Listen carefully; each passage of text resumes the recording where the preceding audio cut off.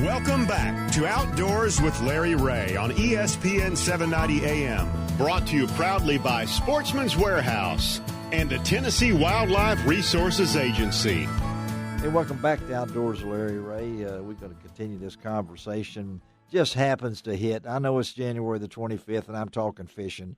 But when you're talking fishing and you're talking Florida and you're talking iguanas falling out of trees and all these kind of things like that, and this guy chicken of the tree, man. Yeah, this guy ought to be in Minnesota, but he's down in Florida where he ought to be catching fish and everything. So first time on Outdoors with Larry Ray, and we appreciate the good folks at BASS for hooking us up with Austin Felix. Good morning, Austin. Good morning, Larry. Good morning, guys. How you doing today? We're doing wonderful, getting to talk to you and talking about what's going on in your career and things along that line. And I know that you're getting ready to do a little fishing down in Florida. So our listeners would, and I'd like to know a little bit about how you got out of Minnesota and ended up in BASS and why, you had a chance and here you're going with the elites and everything like kind of in a synopsis.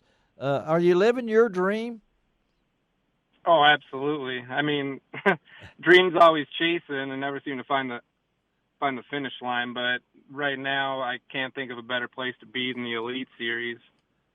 And your dad, I was reading some things about you out of a 14-foot aluminum boat when you were a kid. I think you said you were 14. Was this something that your dad and you talked about, y'all fishing together and everything, and you started to, and I want our listeners to know, listen to what he said he did while to where he got to where he is now, because he made sure you went to college, right? Yeah, absolutely. Growing up as a kid, fishing was always a big part of my life. We'd go up to the cabin. Minnesota's got 10,000 lakes. Yeah, they do. But our fishing pretty much consisted of crappie fishing in the springtime and back trolling for pike with that little aluminum boat until the age of maybe 14 when my old man is an attorney and he ended up having a client named Mike Mitchner who was an old-time bass tournament angler. And that was the first I'd ever heard of it. He had an old Charger bass boat with a 200, and when that thing pulled up for the first time, I about lost my mind. I remember those old boats. Yeah, I haven't heard that. I don't know if that's ever been. That name hadn't been mentioned for years here on Outdoors with Larry. No. I can tell that. But so the bug was there, but after high school, you wanted to make sure that you got some education, right? Yeah, I actually, after high school, I wasn't super motivated. I went to a year of community college, and I still did relatively well, B's and C's and stuff, but I didn't have the motivation to really put my nose to the grindstone and do what I needed to do to feel like I was getting my money's worth. So I ended up taking a few years off, which I still consider my education because I fished 6 days a week and okay. Yeah. And hunted 55 out of 60 days of the duck season and deer season, everything, and that was basically what my life consisted of until I decided to go back to college. And went to the University of Minnesota, and I really like this. You said, I designed my own major. Explain that.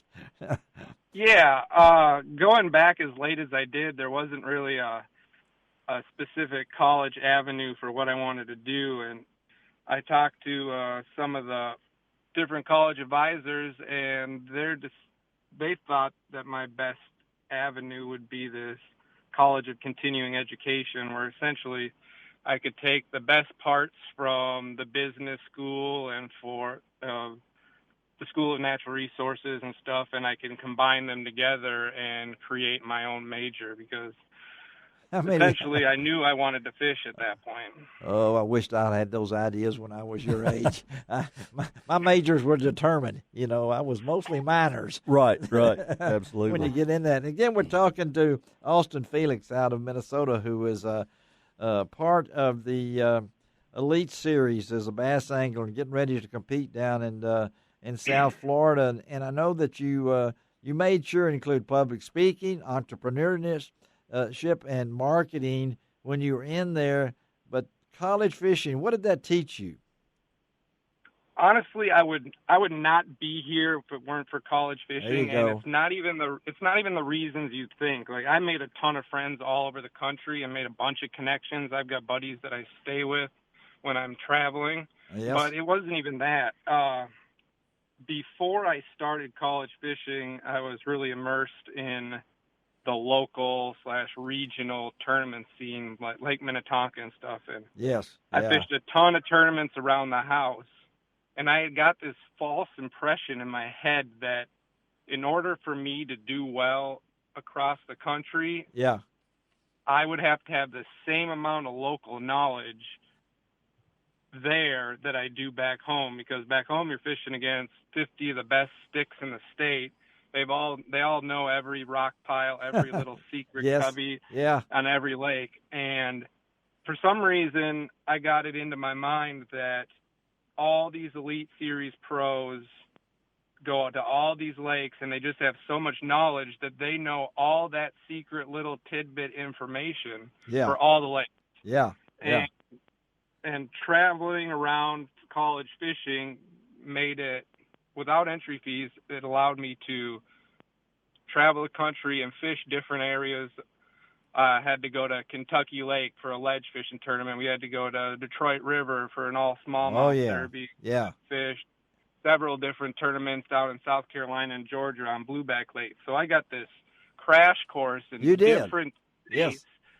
And I came to a quick realization that if you understand the basics of how fish react to weather conditions and time of year, and you study up on regional specific things, whether it be, Florida baits, you want to throw June bug, black and blue. If you're in the Ozarks, you want to be throwing wiggle warts. And all that kind of stuff. If you're down on Texas in the spring, you better be throwing a red trap, stuff like that. But if you get a good understanding of that, you can catch fish all across the country. Well, you're in the mountain climbing business, I understand, because you the top of the mountain, you say, is the Elite Series. Talk about competing in the Elite Series, and you're getting ready to be down in the St. Johns River, right? I mean, you're getting close to that. So talk about the nerves and things along that line now as you start this 2020 season. Yeah, it's scary and exciting all at the same time. I'm maybe 15 miles from the St. Johns River right now at a buddy's place. I've been here just fun fishing. And I fished the Open here a few weeks ago. Mixed results. I should have done really well, made a dumb decision. But you admit it, though. That's the first step there, buddy. Oh, yeah. Larry's used to it. I've had a bunch of success on the FLW tour, and I got a lot of friends over there, so it was bittersweet leaving, and I know it's going to be a lot different with FLW. They tend to schedule their tournaments that seem more around the spawn, whereas the Elite Series events, with the exception of maybe the first couple, they tend to try to avoid the spawn and fish more summertime or early, so it's going to require a different change of thought, but I'm excited with all the turnover. I know a lot of the guys that are on the Elites now because I fished with them over there on the FLW tour. I fished against a lot of them in college, so it's going to be homecoming as much as it is a new thing. Four-time Forest Cup, Wood Cup qualifier, and I know you couldn't do it without your sponsors. I'm looking at some of them here: Mercury Marine, the G2 Gemini, 13 Fishing, All Terrain Tackle.